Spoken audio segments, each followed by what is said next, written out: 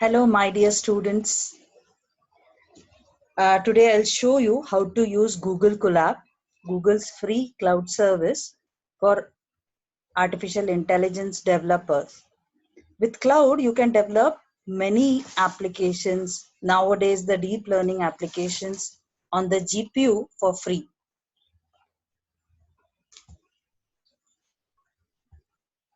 So let us start.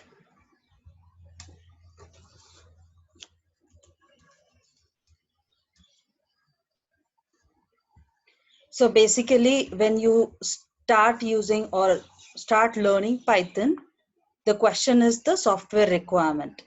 Okay. So you are engrossed with all these kind of questions, like you don't have the installation set up for Python running environment. You do not find solution effectively when you face the problems. You do not know how to collaborate with others. Okay, you do not know how to handle the different versions of Python which we have seen, like 2.x and 3.x, and which lead to the code of chaos. Okay, so what this Google Colab does, it solves all these kind of problems. So what it is actually, it's a free cloud service which is now supported by GPU. Okay, so it improves your Python programming language coding skills. Okay, also it develops deep learning application like using popular libraries, to name few, like Keras, TensorFlow, PyTorch, and OpenCV. The most important feature that distinguishes Colab from other free cloud Colab, you will get the free tutorials which are available. Like I will show you. If you type like this, Google Colab, see, there are tutorials available which will take you to the notebook.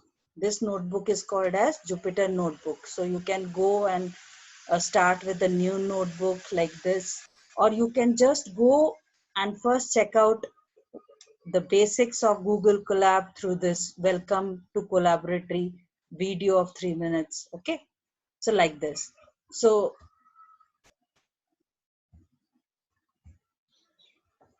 first of all, to store all our contents, whatever you do using this Google Colab, we should create a folder. So basically, to start with Google Colab, what you require is just a Google sign up, your Gmail account. Okay, so let me show you here.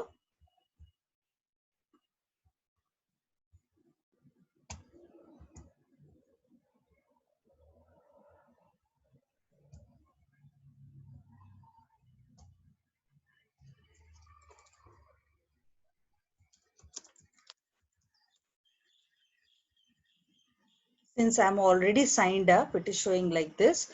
Let me close this window and let me log out so that I can show you how it appears when you start basically. So just a sign up is required. As soon as you type a Google Colab here, so you can see there is a sign in symbol over here, or you may see from through here also you can sign in. So you just have to remember your Gmail ID, and through your Gmail ID you can just sign up in the Google Colab. By doing this, what is actually happening, the collaboratory notebook, which is called a Jupyter notebook, is stored in your Gmail drive space. So wherever you have internet connection and whenever it is possible for you to log in into your Gmail account, you can view all your Python coding in your drive. So you know the default space given by Gmail is 15 GB. So you can utilize that space to store all your Python programs. Okay. So whenever I sign up using my Gmail account, I can store, I can view all my Google Colab notebooks in my drive. So even after it navigates you to your drive, still what we should do is we should create a folder where you can store all your Colab notebook. By default, it gives the name as Google Colab.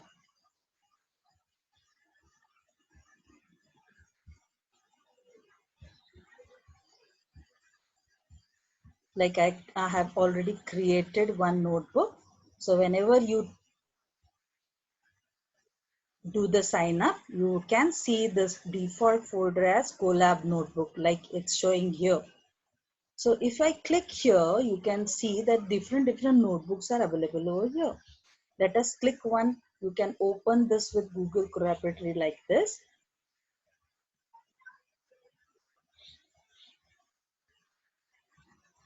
And this kind of notebook appears here.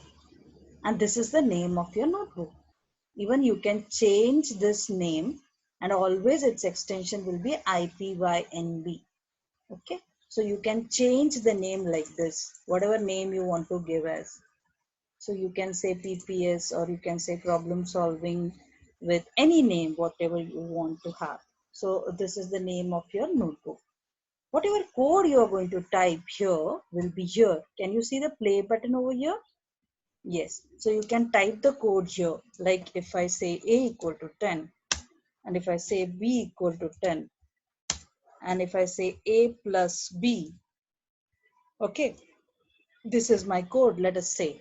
Okay, before that, what you have to do is you can change the runtime type. If I can run this particular code using these two versions, Python 3 and Python 2. Fine. Yeah. You can use CPU by default. If you select none, that means you are running it